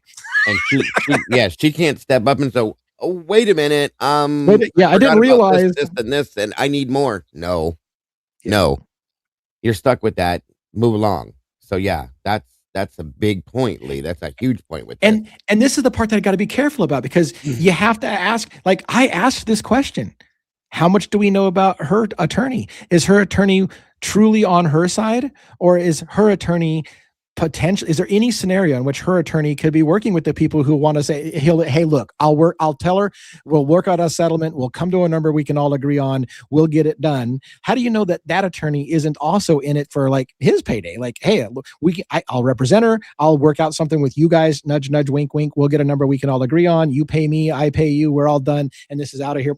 Boom, and again, I don't want to believe that I have no idea about this guy's history, so I don't want to say anything that says that he's that guy, but it's a question I asked. Like, how did you get your attorney, and how do you know that he himself isn't in it for his payday? He may be one of the people that's part of the whole circle of they all work together at some point. If he's local, that's true. So, did I say North Carolina for Ali Benevento? Is that South Carolina? Yeah, South Carolina. I should know better than that. How did I screw that up? There's something that came up with North Carolina. That's why, and I was looking at North Carolina when I was thinking that. So this is such a mess. And thank you for being a member for 5 months. We appreciate that. Thank you, Paula. Yeah, this is a disaster, you guys. I'm like on the edge of my seat. I know. I'm just like waiting for more info here. I'm like, man. Hey, you guys, put a 1 in the chat if you've ever listened to Devil's Advocate talk and thought your phone was actually on a higher speed than what it was. I know I've done that. I was like, do I have it on 2? Do I have it on 1.25? Like, what the heck? Can I tell a quick story on that? Yeah. Please let me tell this story. Before I even talked to Lee, met Lee, any of that, I watched probably a good 6 or 7 of his shows, right? And every time I watched him, I'm like, Jesus Christ, I thought I drank a lot of coffee, but this dude is flying, okay? Because he was always talking so fast. And I was like, I always understood, because I talk fast sometimes too. But I was like, Jesus Christ, like, slow down, bro. Breathe a little bit. He has a point to tell, because it is out there so fast. Like, yes. Slow it down. Slow it down. No, I love the fast talking. Yeah. I love when people get the point out super fast. It's funny. A.R. Hayes, when I first met Pete Alturi, he's like, hey, I talk a lot to this guy, A.R. Hayes, Convict's Thoughts, and I want to get you 2 of you together, but he doesn't know if he can handle your intensity, because you just fucking are way too fast for him. And he's like, and so it was work for him to get the 2 of us to get on camera together, because he's like, that guy stresses me out when he talks. He just talks too fucking fast for me. But we actually did well together when we were on camera. But I played a show at one of your shows. I was running it to make a point from something you said on one of my shows, and I put it on, I think it was 1.5, and I'm like, I don't think I've slowed it back down, because it was just, yeah. Thank you, Sausage Biscuits, for that super chat. To get an interview before NDA. Well, it's probably part of the plan and the settlement right away, Sausage. So I don't think it would work. Correct. And thank you, Bianca, for the brand new turtle, the gifted. We love it. We appreciate you. And to be fair, by the way, to be fair, I was hoping to get stories before. The reason I was partly up here a day early and trying to arrange interviews is because I was hoping to get stories before they made a payoff and nobody could talk, but didn't happen. So that's the way it works, unfortunately. Yeah. Unfortunately, that's the way the cookie crumbles. But you are getting a lot of experience at doing a lot of different things. So Right. you can look at it that way. Yeah. You know, you are gaining a lot of valuable experience. It's like funny. you, It's you funny. said, Yeah. learning how to tell whether something is going to pan out, whether it's not, or I mean, just all the traveling experience you've had this year, the past Yeah. year. Go ahead, Logan. I have a really good idea for you before I lose it. Why don't you rush up to her like you're paid security for her and like try and rush her out of there real quick? Like, I'm paid security. Come on, I'm going to get you to safety. And then there you go. Now you can talk to her. So what you're probably saying end is you want me to get killed is what you're saying. I was gonna say that's what's No. gonna happen. No. Just pretend like you're security. Wear a fake security outfit. I mean, I will tell you this because I don't think it will matter, but just to let you know how invested I am in this thing. I was told where she was and where she was going to be and where she had to drive, and I offered to escort her in my car because there was fear for some people that she literally might not make it to trial. And I said, give me a couple hours and I'll come down there and I'll follow you. And it turned out that she ended up getting some other people to escort her in a similar fashion, but I'm full on committed, like to make sure she got there. And yet, I have a feeling in my gut now, this is never going to happen. They're going to settle. They're going to settle tonight and that's going to be it, but we'll see. do you think, being that you've been on this case for a while, do you think that money does do something for her and she's going to take it? I mean, yeah, it'll do something for her. I think, I says, well, it really depends on how serious you take the idea of you'll see the payment or see the settlement, but you'll never live to spend it. So, so where do I go with that? If she gets to spend the money, if she gets a settlement that's good, and it sounds like it's going to be right, and she gets to spend it, then it'll be life-changing for her, and so it'll be good for her. It won't help stop corruption in the county because they'll have paid it off, but it would be good for her. And again, how am I to judge if she does something that's good for her and her children and her family, right? That's at the end of the day, you got, how can I fault somebody for doing what's right for them and their family?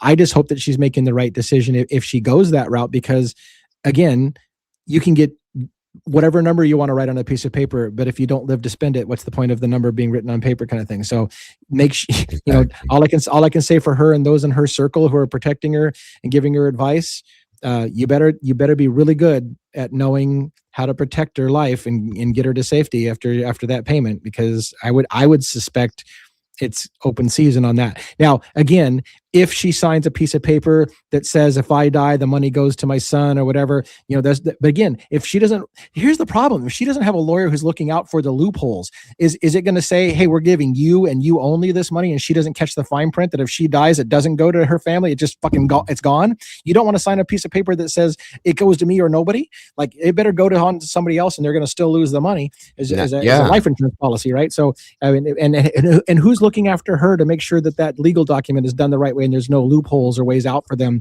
if she just happens to have a car accident on the way home from her payment. And is it all paid out in one lump sum? Is it paid out in a series of payments over a period of time? All of that stuff is going to fold into this. So right. And like you said, if her attorney is her attorney because he's her attorney and not because he wants to help her, he could that's a possibility.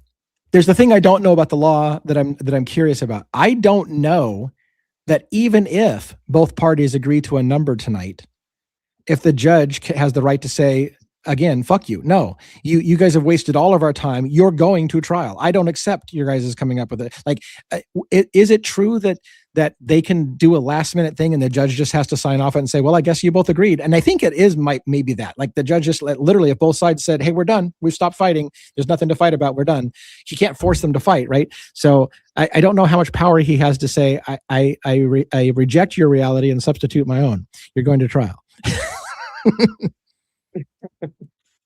And this comment is so true. From Sylvia Ponce, she says, "You do know the case a lot more. You literally went to Idaho, Lee. You're the only one that really showed us every detail of the streets, and Thank that you kind so of thing much. matters." Thank you. Yeah. Thank you. Yep. Yeah, I appreciate that very much.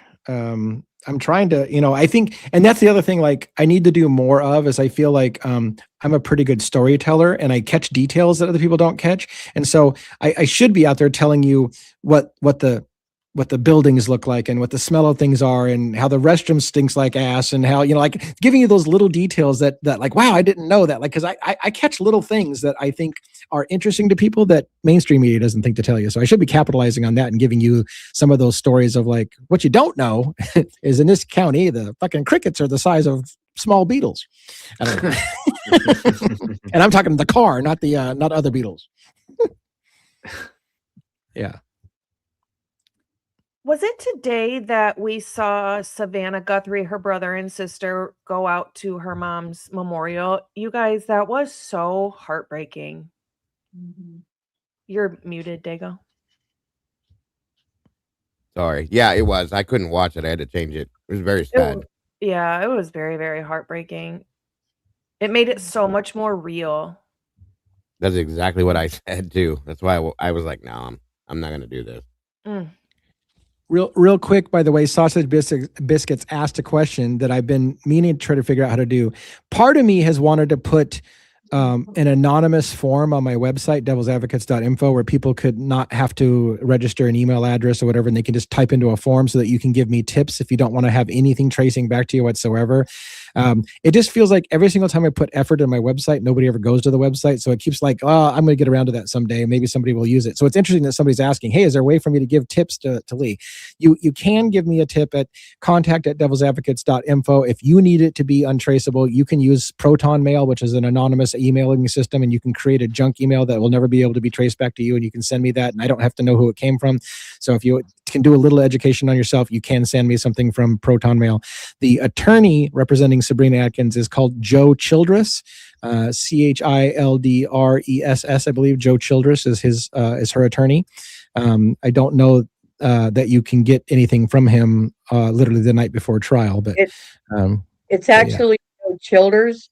Childers. I'm not Childress. Childers. Sorry, Childers. Yeah. Good. Thank you. I'm glad you corrected. I was going off memory and I was wrong. Shit. Yeah. And I did put our email in the chat for you guys to have if you want to send any kind of tips. So I did put that in the chat for you. I did get thank you, Robin. I did get an interesting email today where somebody asked me if I knew if this was true or not.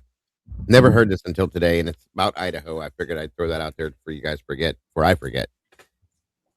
So I remember the name that we were given about the name that Dylan loaded into her phone at 3:51 a.m. Brittany Fernandez, whatever the hell it was. Right. Fernanda. Yeah. Fernanda. Yes. Yeah. Somebody asked me if I knew if this was true. I don't. I'm telling you right now, if you're listening, I don't know if it's true, but I'm going to say what it was said. That Brittany Fernandez, whatever, was possibly Demetrius Robinson's ex. Does anybody know if that's true, real? I don't know. No, I don't know. Okay. So there we go. Fernando. Okay. Thank you, Amanda. So there again, I don't know where it came from. It's an interesting thought. Definitely something to look into, but I have no answer nor any knowledge of that. It's new. By the way, I don't like I really don't like asking for money, but I wanted to bring up something that Robin hit on earlier, which is we were talking about this backstage about like how much we're learning by doing stuff like this. Like, hey, look, like if nothing else, this is a learning experience. I learn how likely is it that you're wasting your time because it's not going to go to trial. Do you go out next time out, that kind of thing? And we were saying, here's the problem: someone like Brian Enton, whatever, he doesn't have to worry about it. He has a whole network bankrolling him, and he gets to fly all over the place. And if he's wrong one day, it doesn't cost him anything. Like these kind of mistakes could bankrupt us. Like we can't afford to fly all over the country to places that don't happen. But I'm thinking if you're an Enton, Right. you just fly all over, and who gives a shit? You spend a couple nights in a hotel and you go to the next scene, and you've got tons of money to support you. So again, this is like lessons learned for us to figure out what is we can afford to do and what we can't afford to do, because it's not cheap to $1,000 in flights and $1,000 in hotel rooms and $1,000 rental car, and then you got food on the road, and next thing you know, like that's a lot of fucking money that we're gonna be a hole for a while. So yeah. It's a good time to do fasting. Good point. I need that. Yeah. And the worst part is when you're on the road, you tend to eat shittier, right? Because all you do is you grab fast food because it's convenient, and you're like, oh, I got 10 minutes before the next break. I got to go grab McDonald's across the street. So, yeah. So nobody knows anything about that. Okay. Well, I don't know where that came from then, but whoever sent me that, thank you. I thought everybody was gung-ho about her being Carmen Fernandez's sister, and I told you all that wasn't true.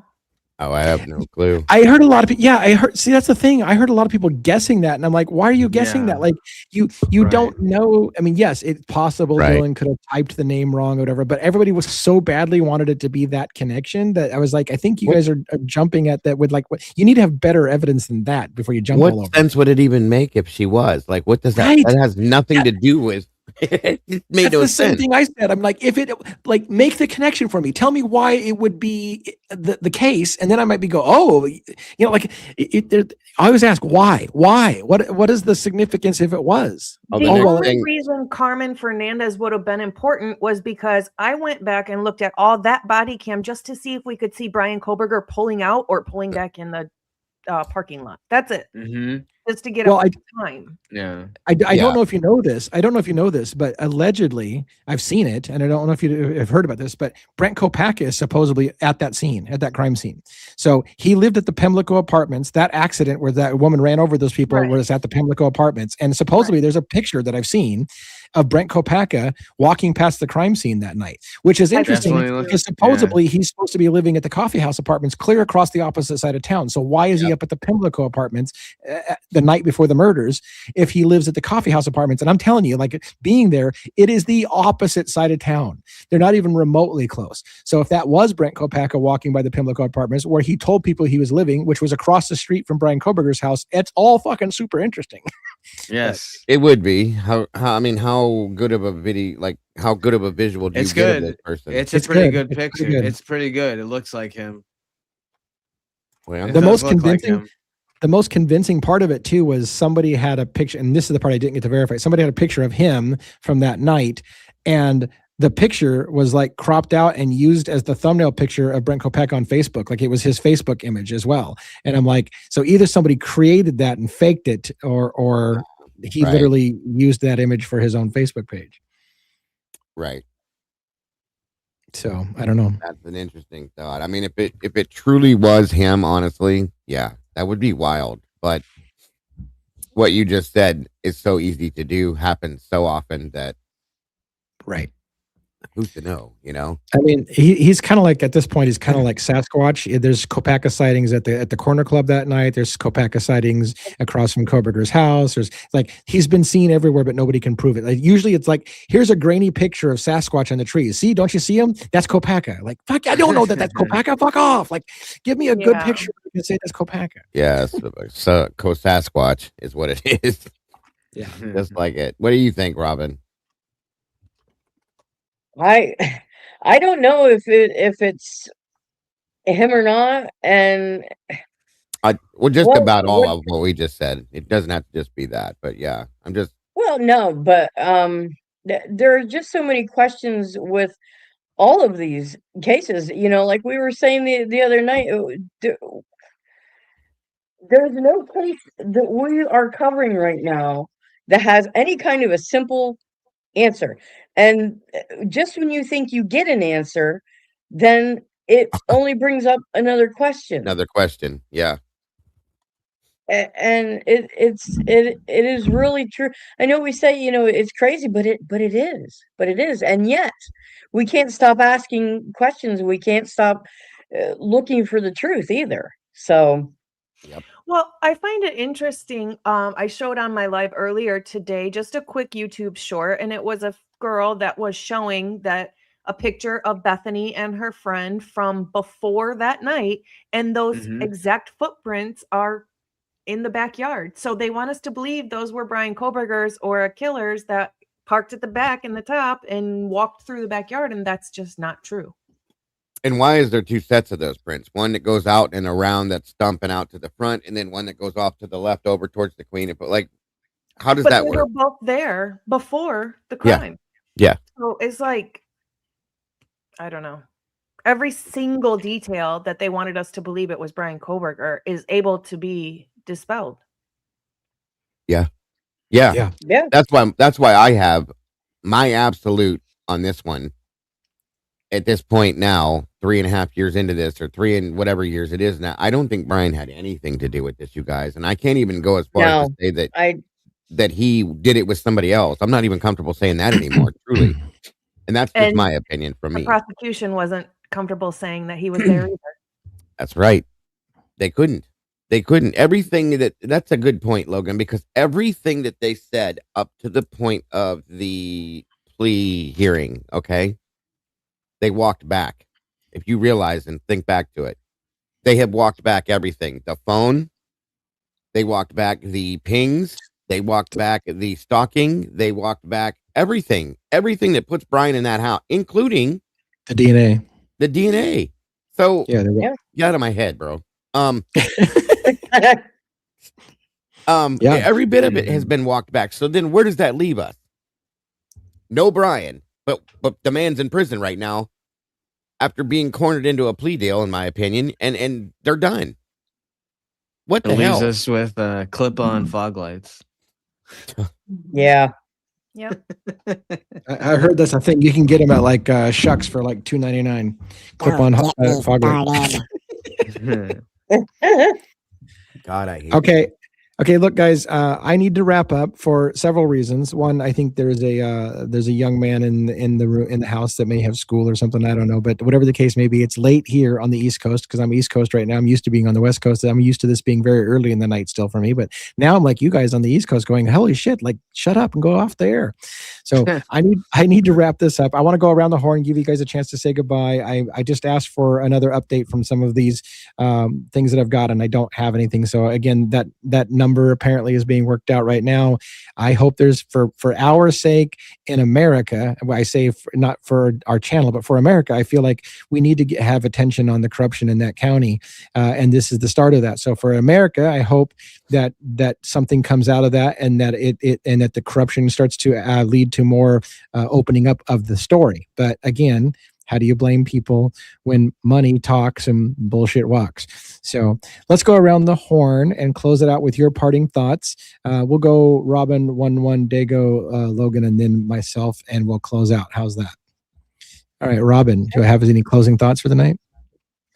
Well, this truly is a case that I really hope that people will start to pay more attention to, because it is a very important case, and it really does highlight just how much corruption is in not only this area, but there are many places around the country, as we are finding out, that are going, dealing with this type of thing. So the more we can get the word out there, the more people we can potentially help. I still have hope that we can affect change. JJ, he says all the time, if there were just more unity, and it's so true.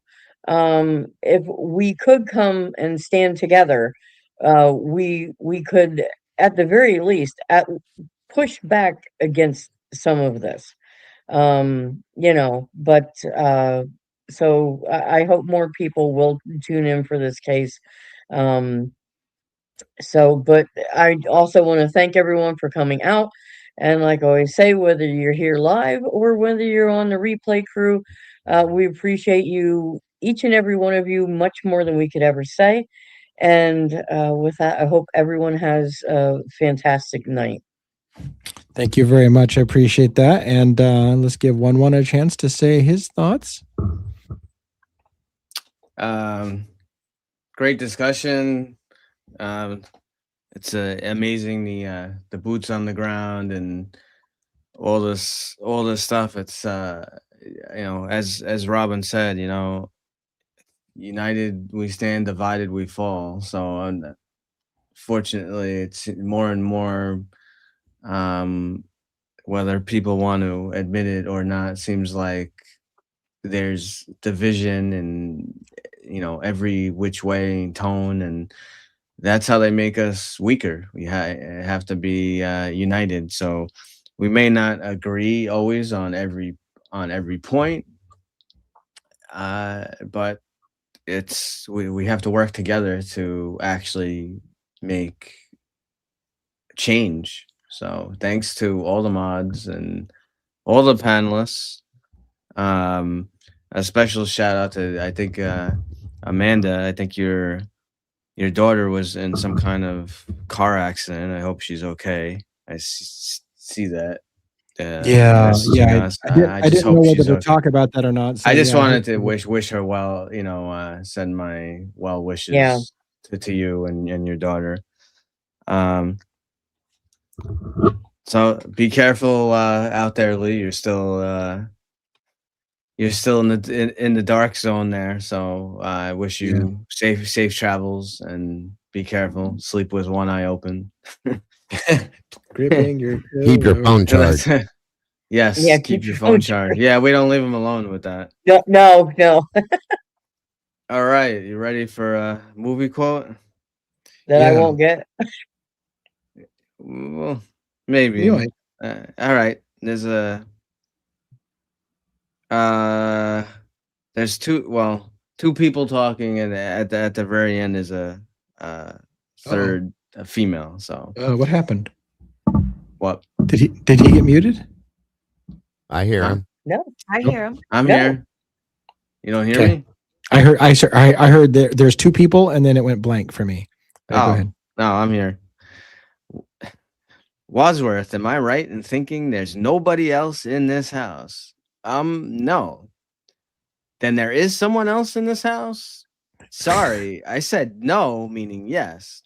No, meaning yes? Look, I want a straight answer. Is there someone else or isn't there? Yes or no? No. No, there is or no, there isn't? Yes. Please. Charlie and the What is- Chocolate Factory. No. Is it? No. Nice guess. You pulled that right out of your ass, though. Nice job. I was going to answer, but I wanted to let somebody else. I knew it as soon as you said the name. So you said Wadsworth? Yes. Yeah. Go ahead. What is it? Me? Yeah. Clue? Clue? Yep. The movie Clue? Yep. Yeah. Yeah. The movie with Tim Curry. Yeah. Oh, I love wow. that That's a movie. favorite in my I've never household. seen it. It's a great movie. Did Clue have was Clue one of those movies that had shot multiple endings and you got different endings Yes. depending on what theater Yes. you went to? Yes. Yeah. They got a bunch of Classic. them in the chat got it. So yeah. Nice. Oh, yeah. Nice. I thought All you were right. asking for a clue. No, thank you for the update. I love Logan when she does that shit. Never mind. Wait, what did you say? She said that she thought they were asking for a clue. Oh, Go, yeah, I'm dead. I'm dead. go ahead. Anyway, Go ahead. Yeah. thank you guys so much for. Can I get a clue? No, I it's can't. Clue. Oh my God, Logan. Oh, Thank give you us guys.